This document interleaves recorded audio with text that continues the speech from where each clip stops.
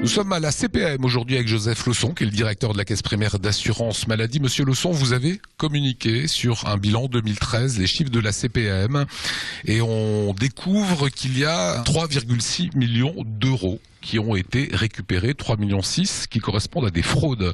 Est-ce que c'est nouveau aujourd'hui d'attaquer les fraudeurs et de communiquer sur ces chiffres-là?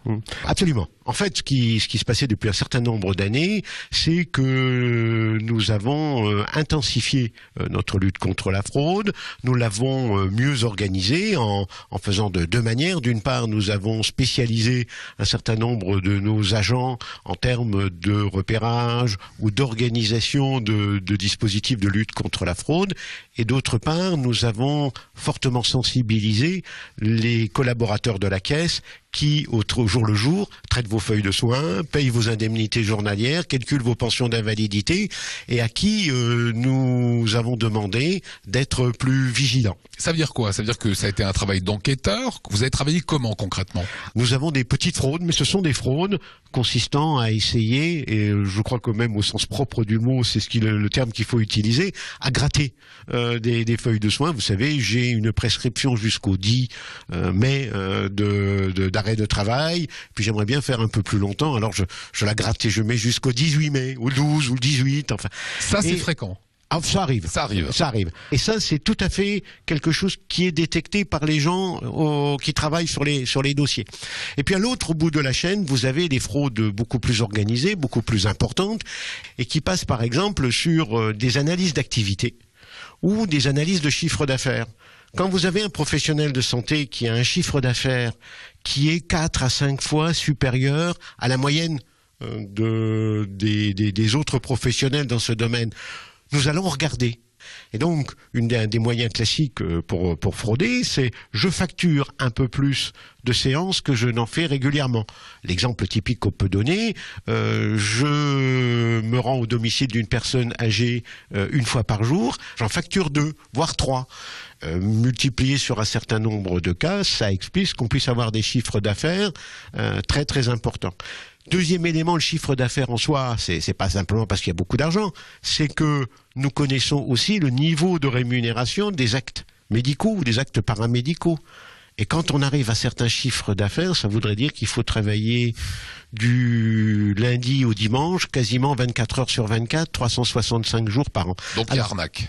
Il y a arnaque dans tous les sens du terme. Il y a arnaque à la Sécu, pour être précis, mais il y a aussi tromperie à l'égard des soins qu'on donne aux gens. Le gros des tromperies, c'est finalement le transport des malades. C'est ce qui ressort. Il y a 1 million d'euros qui ont été récupérés. Voilà. Alors, c'est un sujet sur lequel nous avons pu travailler assez facilement avec la préfecture, la police, mais aussi l'agence régionale de santé qui a en charge d'immatriculer et de contrôler les véhicules sanitaires. Et donc, en travaillant en coopération avec ces services, nous avons pu mettre en évidence des pratiques plus que douteuses, où là nous sommes dans des détournements organisés, puisque grâce à l'aide de la police, nous avons pu mettre en évidence l'une ou l'autre entreprise où vous aviez des véhicules officiels et puis des véhicules non officiels qui circulaient, et vous facturez tout ça au tarif ambulance. Au bout du compte, vous arrivez à avoir un chiffre d'affaires intéressant et à dégager, si j'étais entrepreneur, j'appellerais ça des marges particulièrement significatives. Aujourd'hui, Joseph Leçon, est-ce que vous avez les moyens de lutter contre la fraude?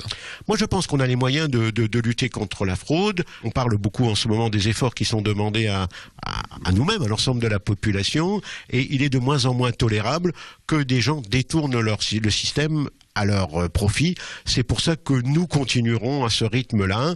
Et il faut savoir que les sanctions qui sont risquées par les fraudeurs, c'est du pénal. C'est du pénal, ou c'est au moins financièrement des pénalités financières qui ne sont pas neutres. Sans compter évidemment le remboursement de l'ensemble des sommes indues. Dernier point, 3,6 millions d'euros récupérés. Est-ce que c'est pas l'arbre qui cache la forêt? Est-ce que si on gratte pas plus, est-ce que vous n'aurez pas 10 millions d'euros ou 12 millions d'euros?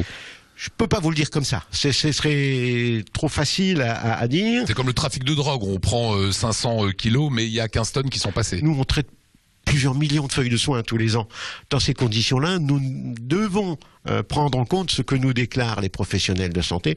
Mais après, c'est un peu comme en matière de fraude fiscale. On considère que les gens sont de bonne foi au départ, mais lorsque nous mettons en évidence des fraudes, nous sommes intraitables.